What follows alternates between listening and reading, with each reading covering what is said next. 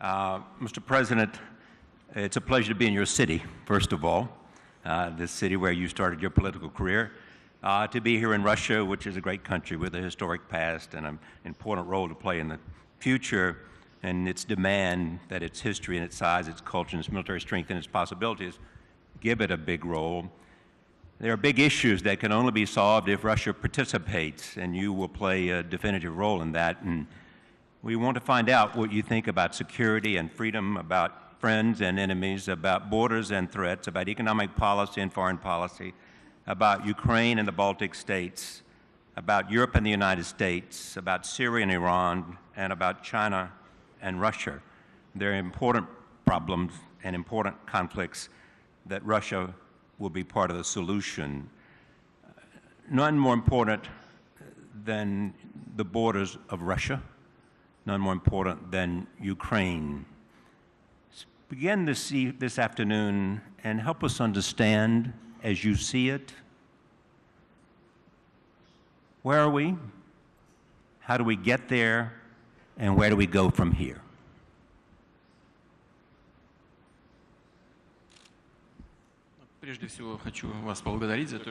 First of all, I'd like to thank you for agreeing to work with us here today to be the moderator of this meeting.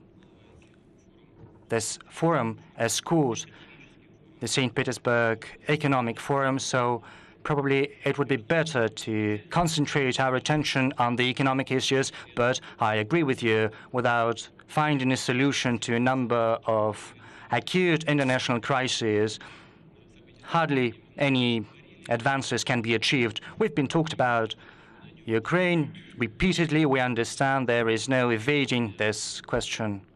But, you know, we always talk either about Ukraine, about something related to Ukraine. Several years ago, we talked about the crisis in Iraq, crises in different other countries. We're talking about what has already transpired, but we never talk about why it has happened. But if you want to talk about it, which is evidently quite important, I should like to start with this very issue. Why is there a crisis in Ukraine? I was quite confident that after the bipolar system went into oblivion after the collapse of the Soviet Union, certain Western partners of ours, particularly the United States, were in a kind of euphoria. And instead of trying to create in a new situation, good neighborly partner relations, they started to explore new, free geopolitical spaces, well, free in their view. And that's why we were witnessing the expansion of NATO eastward and other phenomena. I was always wondering why that was happening, and finally I arrived at a conclusion. I thought that some of our partners were under the illusion that after the Second World War there used to be one world order, and now that the USSR was gone, they thought there was vacuum which had to be filled. And I think that is not the right approach towards finding a solution to these issues. And that's why Iraq happened. We know, and our partners agree, that there were errors committed in Iraq. But still, it happened once again in Libya and now in Ukraine. We are not the original cause of those crisis phenomena which are happening in Ukraine. They should not have supported the illegal coup d'etat, anti-constitutional coup d'etat, as well as a forceful seizure of power, which finally resulted in a serious confrontation in Ukraine and a civil war, as it were. What has to be done now? Today, no doubt, the agreements reached in Minsk, the capital of Belarus, should be observed. Let me emphasize, if we were not content with something, we wouldn't have put our signature there. But we have put our signature under those documents, and we will seek their full implementation. I'd like to draw your attention to this fact, your attention and the attention of our partners, but we cannot do that unilaterally, and I'm repeating it over and over again. They're telling us Russia has to influence somehow the situation in the southeast part of Ukraine, but that is not enough. Influence has to be exercised also on the central authorities in Kiev, and we cannot do that. This is the avenue which has to be pursued by our Western partners, the Europeans, the United States. Let's work together.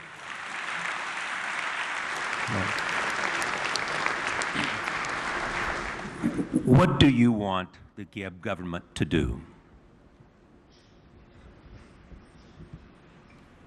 Мы We don't want them anything to do. It is the Ukrainian people that has to want something from the government, either to do or not to do. We believe that to achieve a settlement, the Minsk agreements have to be implemented. And the key issue here is no doubt the political component. And there are several elements to the political settlement. First, the constitutional reform, and the Minsk agreements say that quite clearly, either with providing an autonomous status or stipulating for a decentralization, as our colleagues put it. Everyone understands what that is. Our European partners, the Germans and the French, have explained what this decentralization stands for, and the Donbass and the Kiev authorities are okay with that. Secondly, the law on the special status of these territories, the Luhansk and Donbass unrecognized republics, has to be enacted. It has to be enforced. It has been promulgated, but it is not being implemented yet. And to that end, a decree of the Verkhovna Rada, the Ukrainian parliament, has to be adopted. And that what the Minsk agreements stipulate for. Formally, our Kiev friends have done it. But once this decree was adopted by the Rada, they also introduced amendments to the law. As a matter of fact, bringing it to naught. So instead of manipulations, they have to start practical work.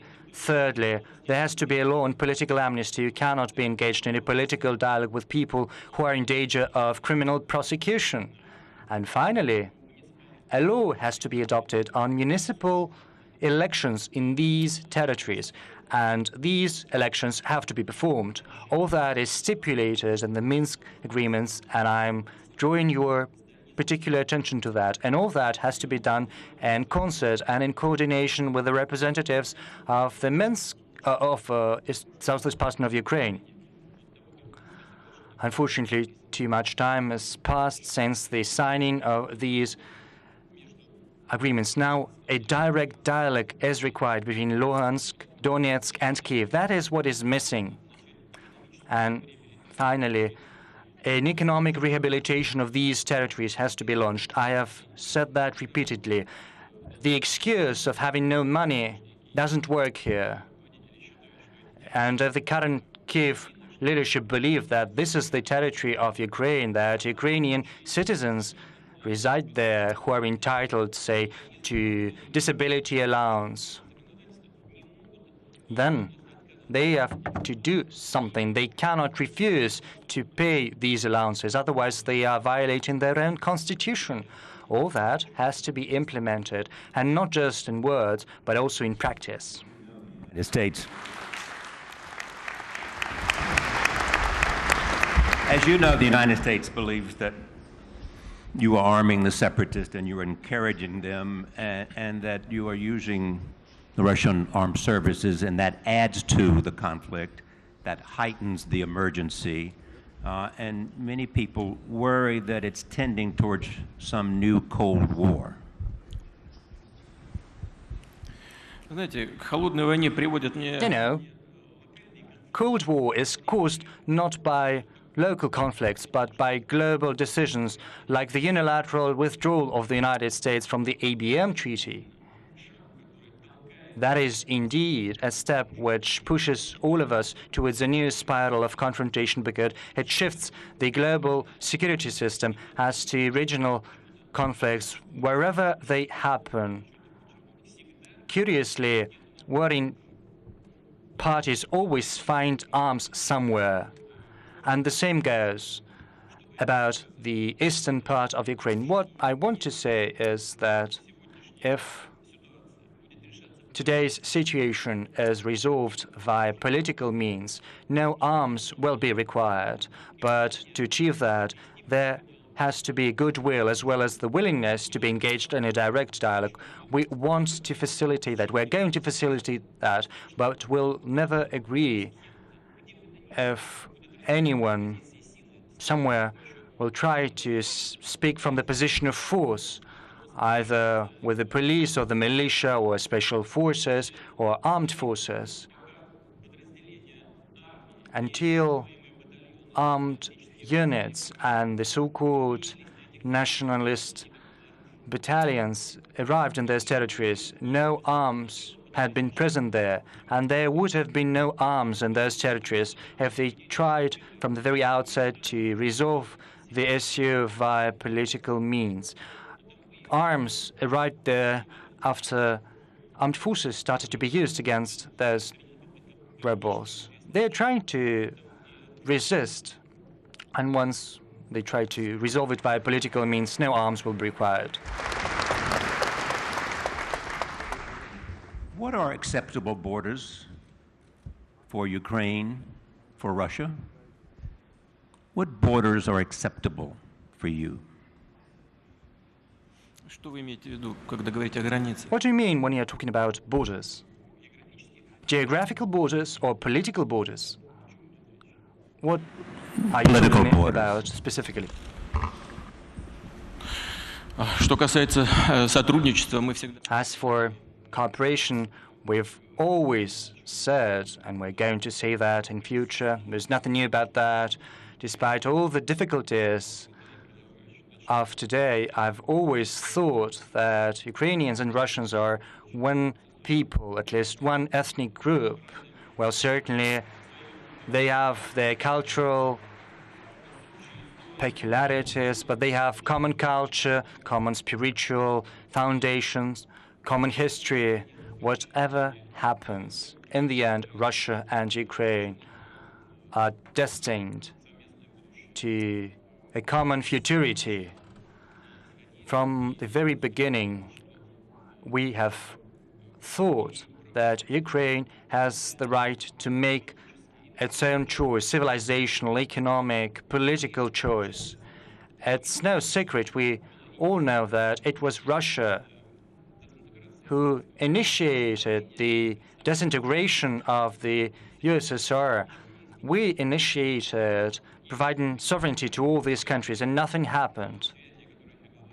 But both Russia and Ukraine, apart from being bound by those ties that I've told you about, they're also bound by the realities of today, the common engineering infrastructure, the common energy infrastructure, the common transportation system, uniform regulation framework.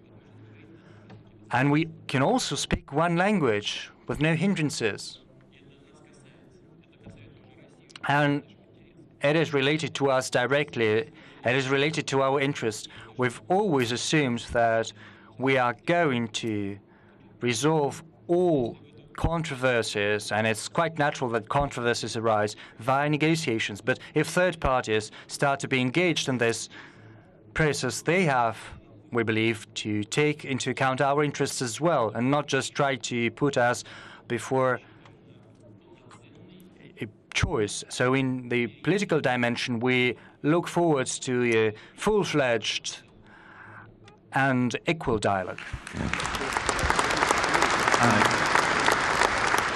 I want to come back to Ukraine, but let's talk about the relationship that Russia has with a number of countries, including the United States and China and others. Characterize the relationship with the United States. What's wrong with it? What's right with it? What does it need? Другими словами, где у нас In other words, what are the positive sides and what are the problems? Let's start with the problems. The problem consists in they're trying to impose on us their decisions and their standards without thinking about how we understand our own interests. As a matter of fact, they are trying to say that they know better what we need. Let us decide ourselves what are our interests, what are our needs, based on our history, on our culture.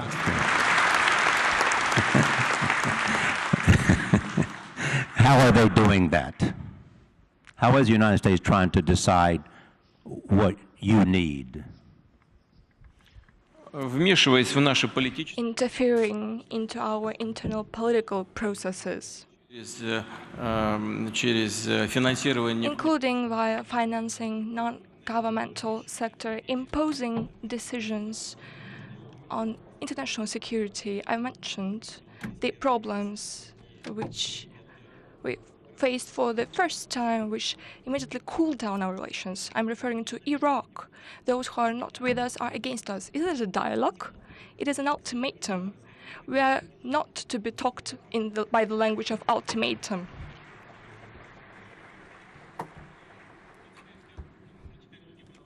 Now, things that bring us together, there are some. We are united by our desire to work against common threats, which include terrorism, drug trafficking, and a very dangerous trend of the possibility of weapons of mass destruction spread.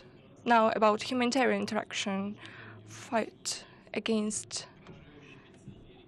difficult contagious diseases encompassing various regions. There are global economy issues. First of all, I'm referring to the area where we can have our influence on energy. There are many other areas in which we have established decent interaction, and hopefully that will form the groundwork to restore the former level of relations with the United States and move further. Now about China. The nature, the level of trust in our relations have reached an unprecedented scale and importance in the history of our contacts. For 40 years, I'm reiterating, we have been negotiating on the border issue. We have found mutually acceptable compromises, and this issue is no longer there. We have settled it for 40 years, and not always do we manage to address those issues with other countries. We develop economic contacts. We are actively cooperating within the framework of international organizations, within the framework of the United Nations. We are developing and forging new integration processes which are quite efficient and attractive for other countries. The Shanghai Cooperation Organization, initially, it was established to settle border issues after the collapse of the Soviet Union, but it didn't stop there. And now this organization is attractive for many other countries. At the next ASEO summit, which will take place in Ufa in Bashkiria, a decision might be made to receive Pakistan and India as full-fledged members of this organization. We cooperate within the framework of other organizations, the framework of BRICS. And in my speech, I mentioned the need to undertake concerted efforts and to bring together the efforts of the Eurasian Economic Union and the integration process of the Silk Road. So we are establishing relations in this field as well. China is our largest trade and economic partner, and our relations are very efficient. Some say it's a natural relationship because China has cash and Russia has natural resources. So there's a natural affinity right there. Вы почитайте Well, just read the American literature. I'm sure that you know about that. We are just pretending that you're not familiar with it. The American analytical scientists, political experts speak about the United States turning towards China. China is a growing economy. If anyone is concerned with the declining growth rates, then the first deputy chair of Secretary of China, 7% growth, the highest in the world. And it's not only Russia, the whole world is turning towards Asia. Europe is interested in it as well. And we are destined to do that because we are neighbors. It is a natural affinity. It is a natural movement and development. Besides, there are many values which are common for us, which we protect at the international arena. There is an equal access to addressing international issues. Is it a more natural affinity than Europe and the United States? Is China more in the future a place that Russia feels more comfortable than with Europe and the United States? And could that lead to some anti-Western alliance? антизападный. Anti-Western, anti-American alliance between. Мы вообще ни с кем, в том числе и с Китаем, а Китай тоже ни с Well, кем. China, including us, are not forging relations against someone. We are not building alliances against anyone. We are building alliances for implementing and meeting our own national interests. Let me draw your attention to the fact. You are expanding the NATO. There is no Soviet Union anymore, but NATO was created as a counterweight to the Soviet Union and the Warsaw Bloc. NATO keeps expanding, but we don't create any military alliances with China. We do not tend to adopt a bloc-based approach. What we're trying to do is to adopt a global approach. We are trying to distribute the responsibilities. We are striving to find mutually acceptable compromises. We are never based on the position of force. We are trying to find new solutions within the framework of negotiations. To have read much about you and your country, there are three things that I constantly see. One is your sense of wanting to be respected. Another is to want to have an equal conversation. A third is a sense of, perhaps in your history, a great concern about borders and having a buffer zone for Russia. Am I accurate in that? Какой зоны? A buffer zone would be Ukraine, a buffer zone would be... I see. Значит, вы понимаете, вот я все время это слышу. Россия... Well, I keep hearing that Russia wants to be respected. Don't you want to be respected? Isn't there anyone who wants to be not respected and humiliated? That is a strange way to see things. As if it is an exclusion which Russia demands to be respected. Is anyone who wants to be neglected and humiliated? It's not about respect or the lack of respect. The thing is that we want to meet our own interests without detriment to our partners. But naturally, we count on a constructive, direct, and substantial dialogue. And when there is none, or we see the unwillingness to talk to us, then there is a counter response on our side. I'll tell you an interesting story.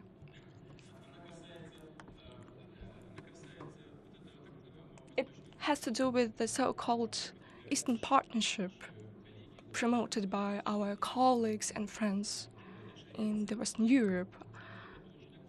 By the way, that is actually promoted by the United States as well. Our first response to the Eastern Partnership initiative very positive. We assumed that Russia and Eastern European countries are linked by various aspects, common technical regulations, common infrastructure, and economic ties. And we believe that if Europe started working with them, inevitably a constructive dialogue would be launched on interaction with Russia. We would continue working. There might be some divergences, some convergences, and mutually acceptable solutions would be reached in order to create a common economic and finally humanitarian space. But nothing like that happened.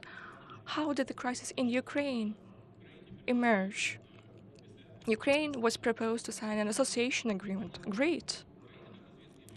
As everybody knows, Ukraine is a free trade area member within the framework of the CIS, and it is Ukraine who insisted on establishing CIS. There were lots of incentives and benefits. For 17 years, we have been negotiating with the EU on the conditions of our accession to the WTO, and at one go, through Ukraine, they decided to get to the territory of the Russian Federation.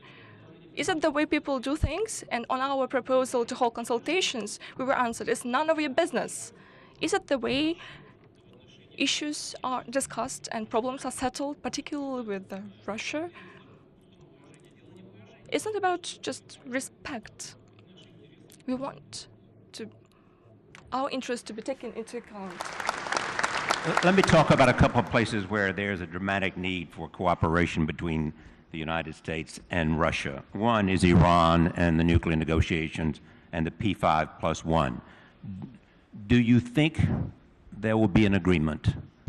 And what kind of agreement do you want to see? Первое, что я хочу Well, the подчеркнуть, first thing which I'd like to highlight, and which I think of the principal matter, we have a common understanding with all the participants of this process, including the US, including the European countries, and I hope that with Iran as well, that all of us are against the WMD spreading throughout the territories, and this is our principled position, and this what helps us to constructively work with the United States in this direction. We are very glad that the Iranian position has changed a lot, which allowed us to achieve the level of agreement which we have today. We will support these agreements, of course, and these arrangements. The only counterproductive thing, as I think, it would be to specially undermine by these agreements by demanding Iran to do something which it can't do and which is not quite important to solve the main non-proliferation problem. But I really hope that it would not come to this. And in the nearest time, well, Mr. Lavrov knows better. When do we have to sign it? When can we sign it? Well, when it is ready, he says. Well, diplomats always like that. He said when it's ready. But I believe that in some time there will be some signing. And we yesterday met the Director General of the IAEA, and after the signing there must be implementation of the arrangements, which will require about 6 months. But there is another important thing. It is important that your country, the US, would support such initiative. For the Congress to support it, it's important. We know the discussions ongoing in the US now that the president has the right to sign these agreements, that they do not need ratification by the Congress. Well, that's not our problem. We can't solve it because we can't solve even maybe some problems for the Kyiv authorities and for the Washington authorities neither. So I believe that the ball is on your side now, and we expect that even among all the difficulties, the President of the United States will achieve the result which would be one of his main achievements in the foreign policy. But you do believe there will be an agreement, according to what Foreign Minister Lavrov is telling you. Yes, I do believe in it. And we are aimed at achieving this result because we believe it is very important to defuse the situation. But of the same importance is this following thing. All the countries in the region must not feel that there is a moment coming for them after which they can expect the aggravation of the situation or some threats emerging. We can't let this happen, this feeling to emerge. Russia is aimed at developing good neighborly relations both with Iran and with all the countries in the region. One other foreign policy issue before we turn it to the economy and the global considerations that have been raised by a number of speakers here this afternoon. It is Syria. Do you see a way out of this? Because Russia has been supporting the Assad government. Iran has been supporting the Assad government. Yet it seems to be like a pendulum swinging one way and then the other. What is your solution to a terrible civil war with millions of refugees, and when can it be done? Well, the sooner the better, I think. But at the same time, I'd like to highlight one thing. Our position is based on the concern that Syria might submerge into the same situation as Lebanon. Syria could, as Libya, that was the slip of the tongue. Yes, Libya. The Syria can become Libya. Or like Iraq. Because, you know, before the authorities in Iraq and Saddam Hussein himself were destroyed, there were no terrorists there. There had been no terrorists. Let's not forget that, because it's actually, people prefer not to speak about that. But who created the conditions and how the conditions were created for terrorism to outburst on that territories? Isn't that clear how? After the invasion to Iraq, the authorities have been destroyed, Saddam was hanged, and then the ISIS came there, the Islamic State.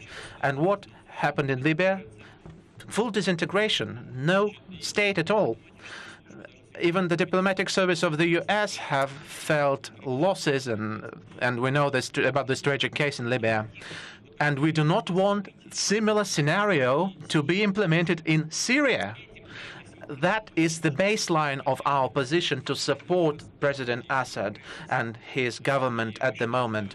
And we believe that the position is correct, because it would be difficult to expect anything else from us under the circumstances. Moreover, as I think, many people even agree with that position.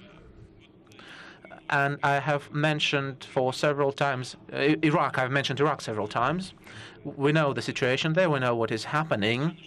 The U.S. are supporting Iraq now. They are arming the army. They train the soldiers. And with 2 or 3 swoops, the ISIS captured so many weapons that the Iraq army even doesn't have it. The armored equipment, missiles, etc. I don't think it's the knowledge of the broad community, but now ISIS is armed better than the Iraq army supported by the U.S. Okay, they withdrawn, but our special services and the information from Iraq shows that thousands of American troops are still in Iraq. And what's the result? Quite sad one, and quite a tragic one. And we would not like the same thing to be repeated in Syria.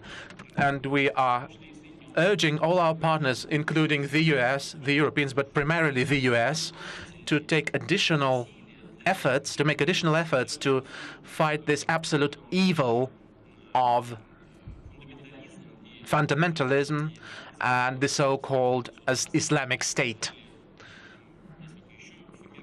and some other groups of the same kind, which in their essence are just branches of the notorious terrorist organizations, global terrorist organizations, which actually struck upon the U.S. themselves. We are urging to find the political settlement way, which of course would provide for transformation of the political regime, and we are ready to discuss that with President Assad as well. By the way, just recently in the UN, an opportunity of cooperation with President Assad was declared in struggling with ISIS and other terrorist groups and formations. And we are ready to work with the President for the sake of providing political transformation. For all the people living in Syria feeling the access to the instruments of power, of course, in order to avoid the military solution of the conflict. It can't be done from outside with use of force. That's the matter. Okay, but are you prepared to urge Assad to step down if it would lead to an alternative political solution that would be a bulwark against ISIS going into Damascus? Well, our moderator is a real American, I say. I was saying without external interference, and he is saying whether I am ready to urge. Only Syrian people can urge President to step down. That's elementary. Well, I've said that we are ready to be in a dialogue with President Assad in the direction of him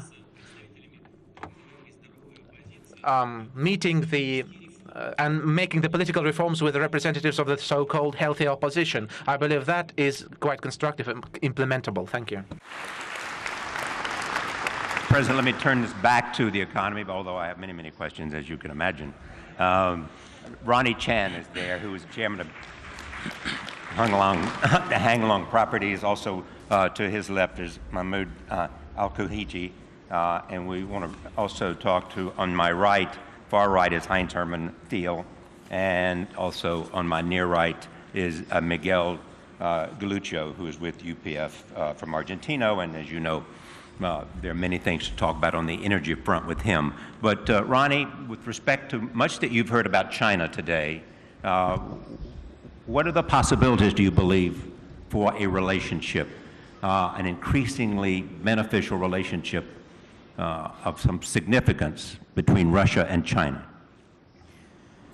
Well, from the President's words, it seems to me that economic is really the main thing of cooperation between China and Russia. On that front, as a business person, it seems to me that Russia and China are made in heaven, a couple made in heaven. One has all the natural resources, one of the richest in the world, and China is very, very short of natural resources while it quickly developing. But it does have the capital to purchase and to help. And I just see that from an economic perspective, I cannot think of two countries that complement each other so well. The only thing, if I may be allowed to say, is this, that whereas I'm sure the President has his strategic thinking vis-a-vis Russia's relationship with China, I'm not sure if your businessmen are ready to take advantage of the China market. Look around. How many Chinese are in the audience? I feel very lonely here. And how many Russians are in China? I don't know. And so I get the sense in the last day or two, discussing with many friends here, Russian friends here, that Asia is still something that is nice to have, but not quite prepared to jump in economically. The President just mentioned that China is very, very significant economically in the world, rising. And I just wish, Mr. President, that your business leaders who are sitting everywhere here will be more prepared to take advantage of it. For example, you mentioned about the financing that is necessary for many of the Russian projects. Well, many companies these days from around the world are listed in Hong Kong because Hong Kong stock market is now linked up to the Shanghai one and soon to be with the Shenzhen one as well. And let me remind you, the Shanghai Stock Exchange is the 5th largest in the world, Hong Kong is 6th largest in the world, and the Shenzhen one is, I think, number 8 largest in the world. While the three of them put together, it is the 2nd largest stock market in the world. And why not Russian companies list in Hong Kong, and then all the mainland capital can then invest in the Hong Kong Stock Exchange nowadays through the Hong Kong Shanghai Stock Connect? It seems to be a great opportunity. Mr. President? Я согласен. Well, I completely agree with our Chinese colleague about the fact that Russian-Chinese relations in economy must be filled with practical content and work, not only at the level of the largest companies, but on the level of the SMEs as well, for it to become a real live tissue of joint work in many areas of joint production. At the same time, China is our first trade partner. We have $85 billion per year turnover. And yesterday I spoke about that with the first deputy president of the State Council, and also I discussed that with President Xi Jinping, where I believe we could achieve $200 billion turnover. Of course, you've voiced the right idea. We must be careful of creating the necessary conditions to cooperate. That concerns us and our Chinese partners. I mentioned in my speech that we are not limiting the flow of capital in any way, even under the most difficult conditions of the crisis of 2008-2009. Even last year, we did not put barriers to the flow of capital. But we do expect that our partners, within their own regulatory measures, would act in the similar way, because yuan is becoming a stronger and stronger regional reserve currency. That's a fact, and the experts understand that there's the lack of capital flow freedom, capital movement freedom. If that happens, it would be another serious step to liberalize our relations. And we understand quite well that our Chinese partners must be careful in implementing that, and they know better when they should introduce these or those measures. But an important step to deepen and expand our relations would be a decision to pay our trade operations in national currencies, yuans and rubles, transactions in national currencies. And recently there have been first tradings in this couple of currencies, ruble, yuan, and we hope that this initiative will be developing further on, and it will create additional opportunities for working in the real economy areas. But on the whole, I agree completely. We must move forward and not be oriented only on the governmental arrangements or on the decisions taken by sovereign funds, etc. It's, of course, very important, too, because it creates the platform for further cooperation, for broader cooperation. But we are working on that, and we will move forward. Thank you. Thank you. At the far end is Mahmoud Al-Kuhiji, and he is the CEO of Mumtalakat Holding Company from Bahrain. What do you see as investment possibilities in Russia? What questions do you have? Okay, let me start by thanking you, Mr. President, for arranging this forum and for being invited in it. It gives us an opportunity really to meet our counterpart in Russia. Bahrain Mumtalakat is a sovereign wealth fund of Bahrain. And like all other sovereign wealth funds, we look across the globe for investment opportunities. We look for areas where we think there is sustainable growth and there is potential for investment that will give us a long-term return and stability. We have investment in Europe, we have investment in the US, and we have investment in other regions. And we're continuously looking at these opportunities. When you ask me about the Russian economy, I'll tell you one thing. I think the Russian economy is very promising, and the Russian economy have very solid fundamentals. Let me tell you why I see that way. I think when we look at the Russian economy from the outside, the Russian economy has skilled workforce, and they have very educated workforce in the country itself. In addition to that, they have the resources that everybody talked about it, that couples with the manpower that they have. On top of that, Russian economy is a big market. Around it, there is a great, bigger market that will make it much easier for us to attract these markets from within the Russian economy. These three components really, it makes us feel very assured that it is a good market to invest in, and we think it will be a long-term investment that we can do. Usually, when we go to any market, as any sovereign wealth fund, we try to look for a partner that enables us to work in these economies freely. I think, Mr. President, your initiative to set up the Russian Direct Investment Fund was a very, very comfortable and very big step in that direction. Because when we came in to invest in the Russian market, we found out an institution that knows the market, that works very professionally, and that's worked very transparently. That's what made us decide and tell them, we're your partner in an automatic deal. Any investment you make in the Russian economy, we're your partner. I think those fundamentals really makes the Russian economy very attractive for us on the long term.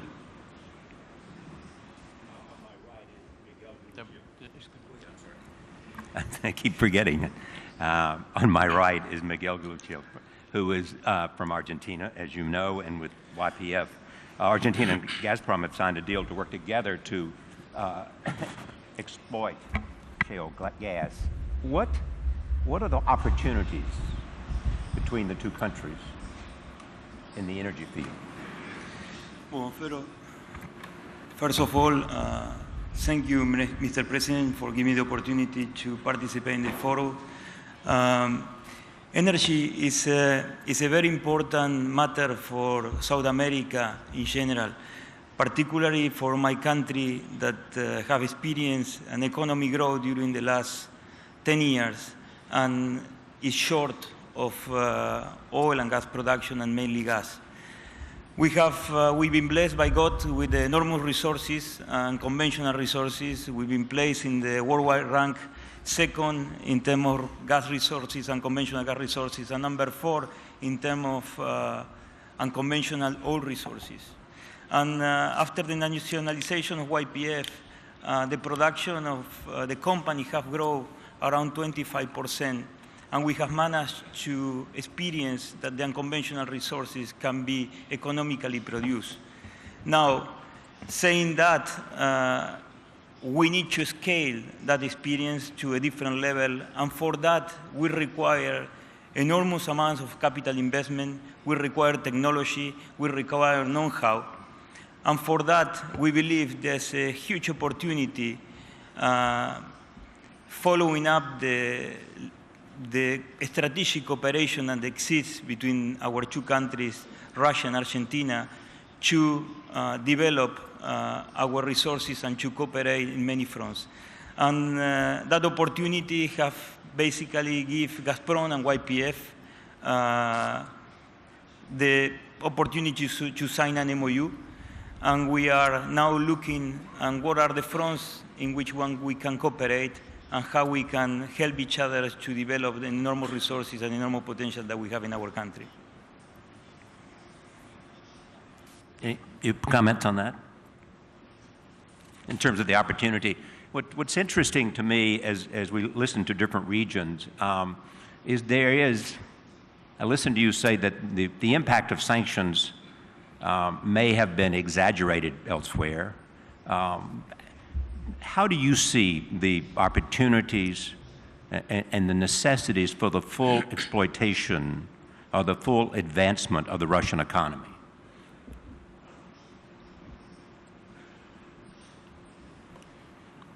With respect to institutions, with respect to rule of law and things like that. Первое, вы меня спросили о комментариях по поводу того, что... First, you asked me to comment on what our colleagues have just said. As for Argentina, we discussed opportunities of cooperation in energy with the President of Argentina, Madam Kirchner, and we talked about it during her visit and during my visit to Argentina, and we agreed that our leading companies will work together.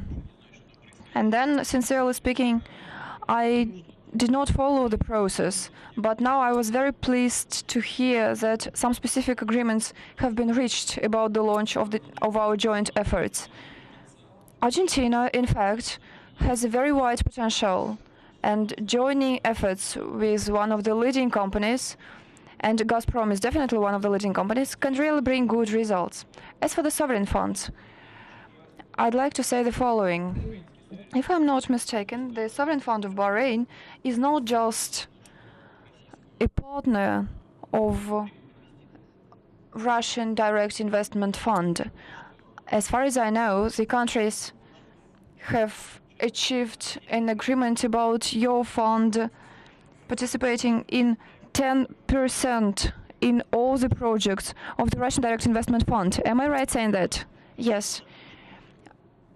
I'd like to draw your attention to what our partners have agreed to do.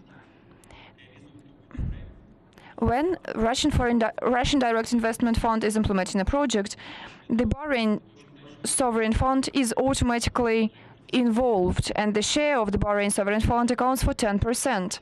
I guess this is a testimony of high professionalism of our experts from Direct Investments Fund. I'd like to ask you to welcome our partner and to thank him for the trust and confidence. Не так все плохо с точки. So, you know, speaking about the sanction, the situation is not that bad. There are pluses and minuses. This is a period when we are implementing structural changes and when we can take steps that will be opening new long-term prospects and that will allow us to bring good results in future. You've mentioned sanctions and you asked about what we are planning to do in order to overcome the current difficulties. I've characterized the situation that we are facing today, and it is very far from a catastrophe. We are planning to achieve several goals. They are not as ambitious as the goals that we used to set several years ago, but I hope that they will allow us to achieve better level of quality than before. What we are trying to achieve is, first, to ensure the growth of our economy for the forthcoming years. So the growth has to be about 3.5%, which is the average economic growth in the world. We also have to provide for our labor efficiency, that is to reach 5% annually. And the third indicator that I'd like to mention is the inflation rate. It has to be decreased to 4%. This is what we would like to achieve. In order to do that, we have to carry out a balanced and coordinated policy. All the trends that we are witnessing now in our economy allow us to believe that all these goals are achievable, and we hope that we'll be able to reach them in the near future. At that, we would not like to respond to any destructive actions that our partners are imposing on us, even to the detriment of their own economy. Based on the calculations, including on those of our European partners, some of them even mentioned losses of 40 or 50 billion. Based on the recent details that I've heard from Europe, experts believe that the losses European producers bear may amount up to 100 billion. Our turnover with Europe has decreased almost by a third or by a quarter. And with your country, with the United States, the turnover growth is 5.6%.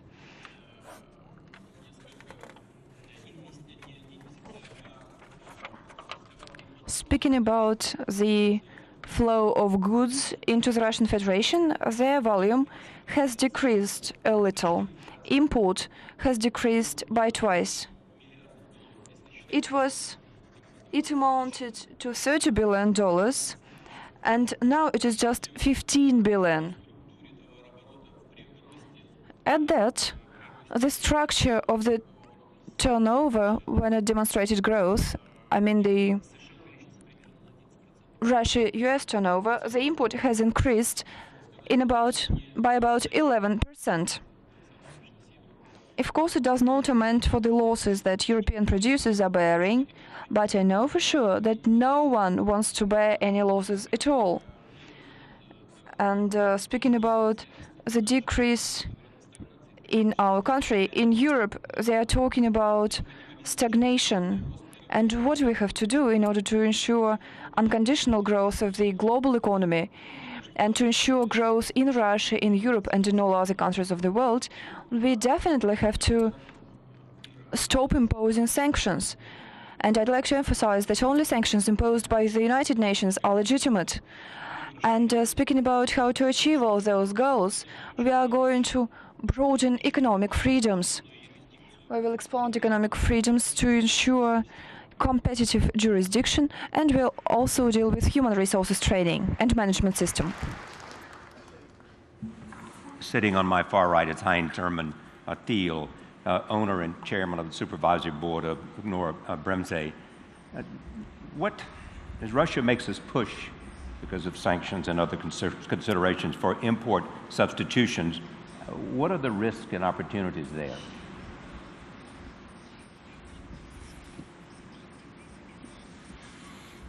How do you see it from a Western?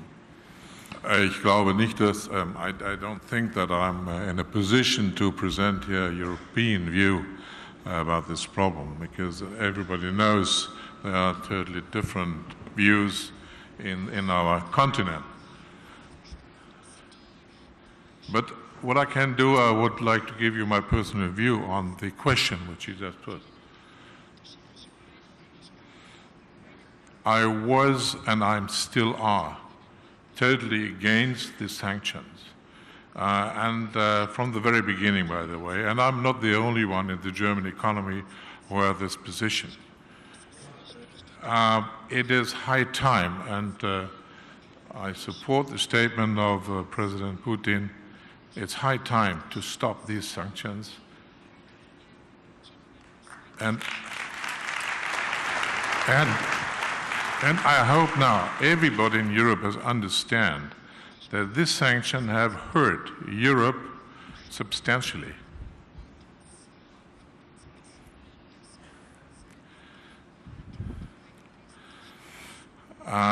If you look to the figures, for instance, within 2 years, 2014 and 2015, Germany has lost 50% of their exports to Russia. If you look to, yes, I don't consider the local entities which we operate in your country, in Russia, where we also are heavily involved. And quite successfully, by the way, with your industry and the transport area. And we have very good experience with our partner in Russia.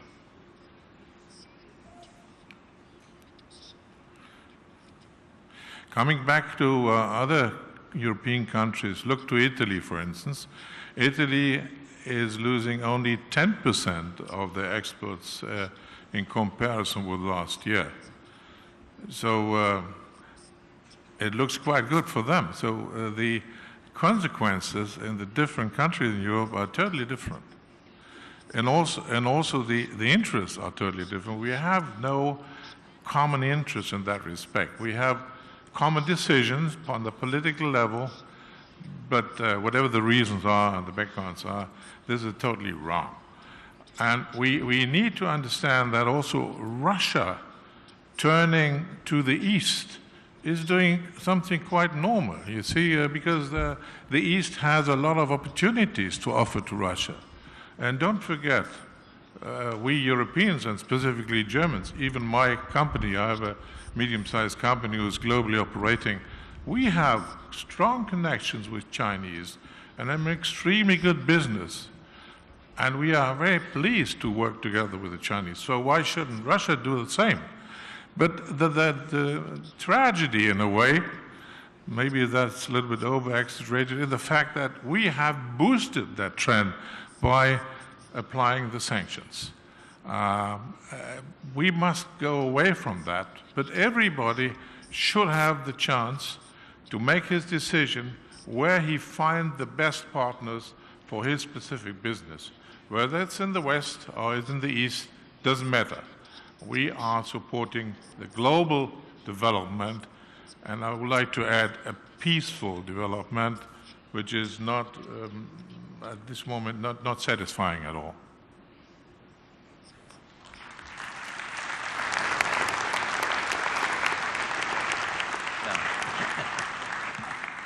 When we were talking about foreign policy, another place I want to talk about, and including the remarks that we just heard, is the relationship with Germany, a strong economic power. And you've had a very good relationship with Chancellor Merkel. How do you see the future of Russia's relationship with Germany?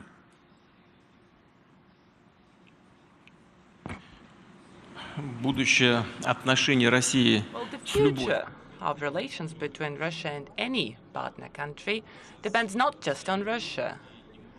It's a two-way street, and we cannot achieve positive results through unilateral actions.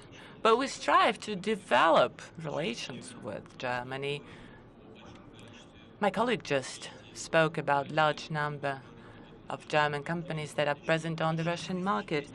We're talking about 6,200 companies, and they all stayed, they're all still present. About 150 reduced their volume somewhat, but they remain present and they remain active. Moreover, I mentioned new enterprises opening up. One was launched today, and German companies, among others, were involved. We have traditional cooperation with them, and we're not planning to disrupt or even limit this cooperation. And this is not something that German businesses are seeking. We have very good, reliable, long-standing relations with them, and we'll do our utmost to preserve and develop them for the sake of Russia, Germany, European continent in general, and global economy alike. We spoke about the current state of the global economy. We are all aware that, in general, experts highlighting two big issues: low growth rate. Some even speak about stagnation, you know that. And experts think that the situation is likely to remain the same for some 24 months. And the second problem is excessive growth of debt burden that impedes growth. Country-wise, if we're talking about Europe, look at what's happening. Germany is showing very moderate growth, 1% last year. Look at France, 0.7%. Italy, colleague just mentioned, saying that things are all right. For a number of years, they've been having zero growth. In Japan, it's minus 1.4, by the way. That said, it is obvious that we all need additional points of growth, incentives for development. Mr. Tsipras said that the problem of Greece is not just a problem for Greece, but for all of Europe. I even took note of that. But when you owe somebody, you know, it's not just your problem, it's the problem of your lender as well, true. But look at what happened. Integration processes offer a lot of benefits, open markets, cheap loans, etc., but there are also downfalls. You cannot regulate national currency because there is no longer a national currency, and you're very tightly linked to currency that is oriented to export economy. You cannot manage your policies in agriculture, tourism, fisheries. There are restrictions, there are limitations. So it has to be very balanced. But we are curious because we are following very closely what happens in Europe because it's a major trading partner. Indeed, volume of trade went down. Bilateral trade with Europe, significantly so, but Europe still remains our leading trading partner. And Germany is #1 out of all European countries, and I hope that the problems will go away and we'll continue developing relationship further. We are prepared. You have been generous in your time, Mr. President, here in St. Petersburg at this forum. One last question from me. The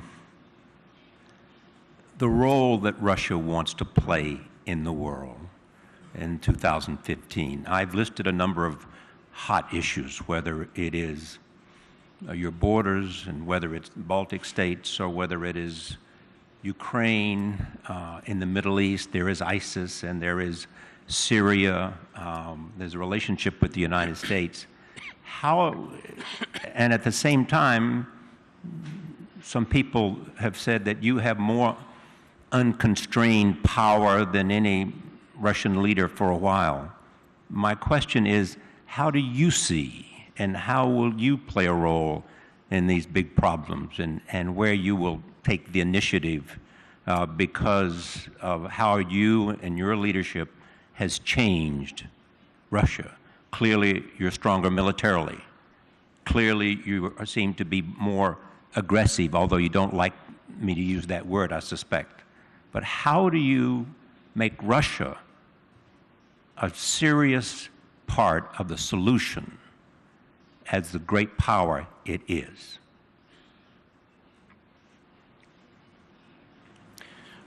Мне не понравилось, что вы говорите об агрессии. I did not like you using the term aggression. Aggressive, correct. We're not being aggressive. We are persistent. We are consistent in pursuing our interests than before. For a long time, for decades, we're silent, we're putting on the table various options for cooperation, but we're pushed farther and farther away until the red line we cannot cross. And I want to make that very clear. I said at the very beginning of our discussion, one should not try change the global landscape. Rather take things as they stand and work in the spirit of mutual respect, jointly look for solutions to global problems.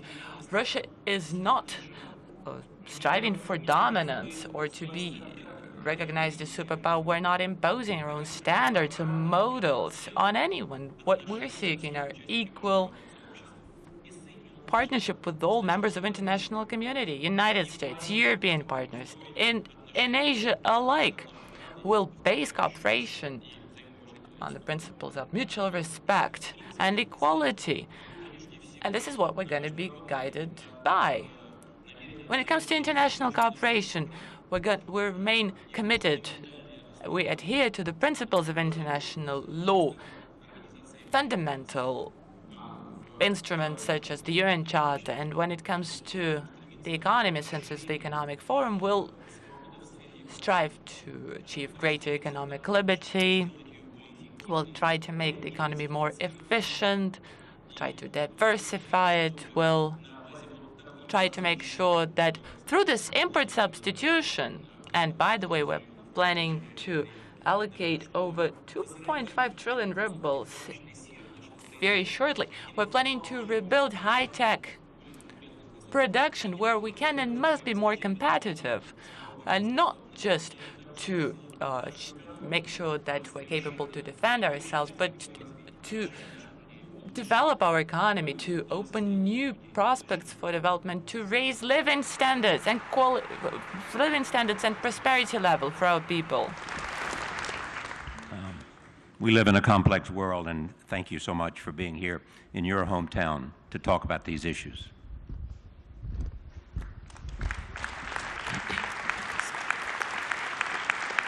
Спасибо. Спасибо. Thank you very much. I thank all the participants, all the panelists, all of you that came to St. Petersburg Economic Forum. Thank you for being so friendly. Seriously. No, I mean it. It was a friendly discussion. Well, some points were difficult, but still very friendly. I thank you, your team, you're the big boss. And ladies always keep in the shadow. There is a charming young lady sitting opposite who kept showing you some papers, She was probably guiding you. You know, women keep in the shadow, but they do the difficult task. Please stand up and let us give a round of applause to the charming young lady. That's my executive producer, Yvette Vega. Thank you, Mr. President. Thank you so much.